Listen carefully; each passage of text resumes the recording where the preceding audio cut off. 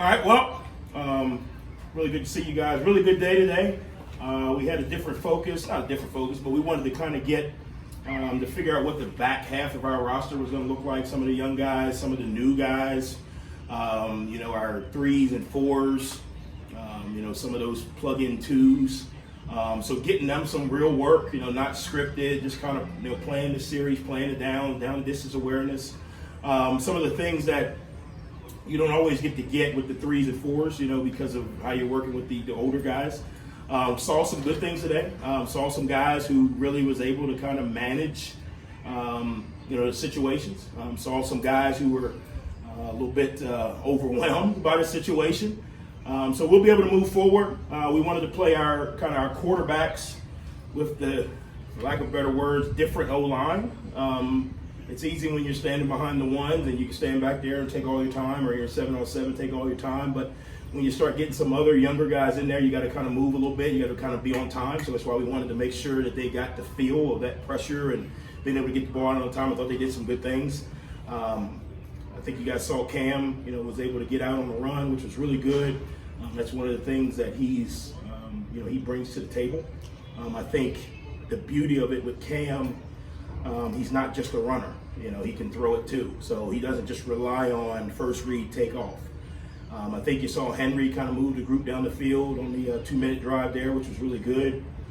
Standing out there, he's kind of got that quarterback command. He's telling guys, hey, be alert. If he moves inside, I'm throwing to you. Just little things that an experienced quarterback does. I thought both of them actually did some good things differently today. Obviously, I thought our wideouts in the third down period last week, we weren't really good. This week, we were much better. Defense kind of stood up in the red area, which was really good. Got a chance to get some kicking done, which was really good. So for where we are to kind of end camp from a 2-a-day, just football standpoint, I think we're in a good spot. We're going to start school next week, and we will do a mock game week to kind of get the new guys used to how we do things on Monday, Tuesday, Wednesday, Thursday, Friday, all the way through. So good day. Obviously, once we watch the film, there'll be a lot to clean up. We'll be able to decide who goes down the scout team. We'll make that decision tomorrow. Who stays up with the travel squad, who kind of does a little bit of both because they're ready but not ready. So feel really good. How close to naming a starting quarterback do you think you're We'll probably do it in the middle of next week. We had set in our minds to do it in the middle of next week anyway, just because we knew this scrimmage was going to be important. We got another kind of a situational 7-on-7 that we do at the end of camp, where we kind of let the quarterbacks call the plays. We give them the down and distance, and they call their play, just to see who has command, who's got a feel. So we want to still do that, and then we'll probably make one Tuesday or Wednesday. That's just kind of how we planned it out. I think that quarterback, and we'll do a 2-minute where they call the plays, and we'll do a 7-on-7, we just give them the down and distance and they call the plays. Not to say that the quarterback's going to be the play caller, but you get a real feel for who gets it. Hey, on 3rd and 5, if you call all go, then you're playing Madden and not playing football. Or if you can't verbalize our system and formations and motions, that's an issue. So that's kind of like their final exam, which will be, we let them, and then we'll, at the end of practice Monday, we'll let them call 2-minute. We'll give them the situation, and we'll say go. And just see who's able to, not necessarily who's an offensive coordinator, but see who's able to get in a flow. Hey, it's 2nd and 7. What do I need? Hey, I got to get the ball out of bounds here. What play do I want to call? I know I need 10 yards here, or it's 4th and 10. I got to get a 10-yard play. What am I thinking? That way, when the coordinator is the coordinator and the quarterback are on the same page, he comes off the field at game day. He can kind of say, hey, I really like such and such route. Hey, they're playing bracket coverage. I really think we can go to X, Y, and Z. That feedback is helpful. Or, we call a play, we get to the sideline, he says, yeah, I'm not seeing the receiver on such and such, so we stay out of that play. So their final exam will be Monday, and then we'll announce a guy probably Tuesday, Wednesday, depending when we get graded. How close do you think, is it a close competition in your mind? Do they need this final exam to maybe differentiate themselves to you? Yeah, I think it's a close competition because I think they're polar opposites. And when I say polar opposites, the things that Henry's able to do to separate himself, Cam can't do. The things that Cam can do to separate himself, Henry can't do. So to me, it's going to come down to who has command of the system, not who understands the system, but who's got command of it? Who understands why we're calling a certain play on this down and distance? Are we just calling it because it's on the call sheet and we just point our finger down and call it? No, we're calling this play because we're going to think we're getting this coverage, this leverage, get the ball to this guy. Now, the defense may dictate, okay, they took it away. Where do you go? So I do think the final exam is needed. And then, too, I think anytime you set a plan, you got to work the plan.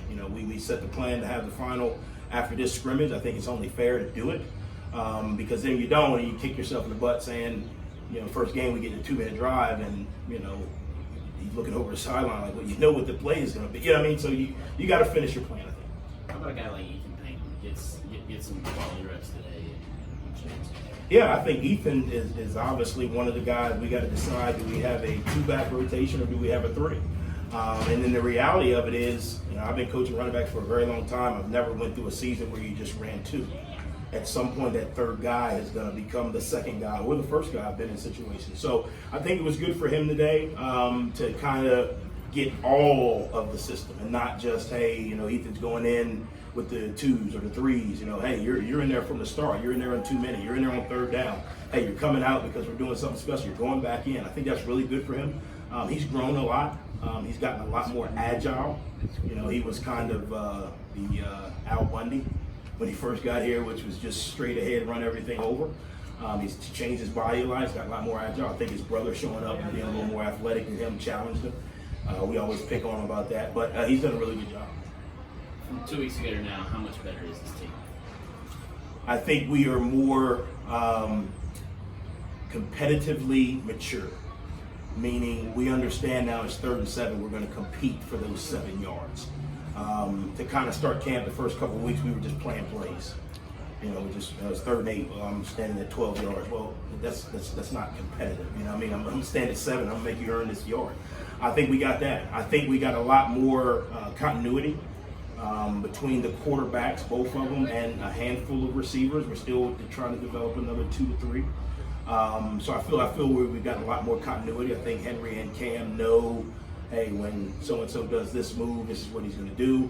Hey, so-and-so likes this leverage on this. So I think that helps. How about that secondary? Bring in Isaiah Norman and Andre Sand. They've kind of settled into their role. Yeah, they've done a really good job. I think their maturity in their approach has been the best. And when I say maturity in their approach, they've come out every day with a workman's get better mentality. They don't need a jump starter. They don't need a coach to say, hey, let's go. They hit the grass and they're ready. I think, you look at where they've coming from a 1AA school coming here. I think they're a little more appreciative. That's been a little bit of our philosophy in the transfer portal. Fill needs with appreciative players, and wherever that comes from. But those 2 guys have really hit both of those. We had a need, and they're really appreciative. Obviously, they can play the game of football, but they appreciate the opportunity to be here at Marshall, which makes you show up to work. Like, I appreciate being the head coach, so I show up to work every day at 5:30 with a smile. It's not a drag. It's not, well, here we go again. So I think when you tie that together, you feel a need, which is great, but then that appreciation, I think that fits what we are here. A little bit fired up there after practice when you're talking to the team. How does the focus shift now? You're doing the mock game week 2 weeks from the opener. Yeah, we're tired of hitting each other. So and that every year I've been in this thing, you get to that point in camp. Everybody's tired of hitting each other, and I think where we are, especially with our first 2 groups, there's a lot of competitiveness. So you're not just hitting a dummy. You're hitting a guy that's hitting back. And I think, after 14 days of it, starts to wear on you a little bit. But I think we're in a good spot. We'll make the turn down and we'll split and we'll start doing some scout preview stuff for Norfolk State. We'll also do some preview stuff for any unorthodox systems that we may see this year. I learned that from Coach Saban when we were at Alabama. We always worked on Auburn when Gus was there because it was a little unorthodox. We always worked on Arkansas when Barry Odom started running the 3-3 joker. Even in camp, we'd spend a day or 2 just to expose these guys, because again, you can't do it all in 3 days, right? So, but at least if you can say, hey, remember now, we play this front to this, this look, it kind of helps.